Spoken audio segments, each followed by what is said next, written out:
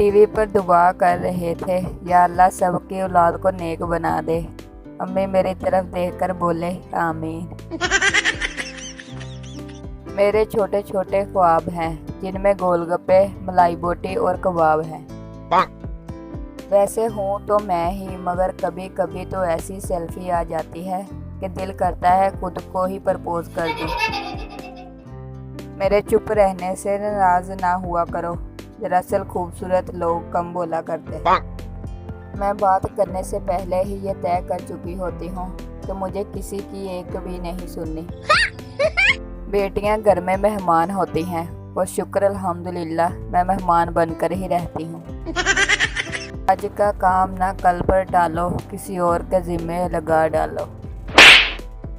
हम नहीं सुधरने वाले, बर्दाश्त कीजिए या ब्लॉक कीजिए। किसी और ने मुझ पर क्या खाक एतबार करना है। अपने घर वाले ही मुझे सोफे से 4 बार उठाकर ये चेक करते हैं कि रिमोट तुम्हारे नीचे होगा। no. जो तुम लोगों की हरकतें हैं, हूरों ने भी बोल देना है, तू मेरा पुत छुट्टी कर। फासला रखे जनाब, आज मेरे दिमाग की तारे शार्ट है। किताबें खोलने से जो नींद आती है, मोबाइल खोलने से वो मर जाती है।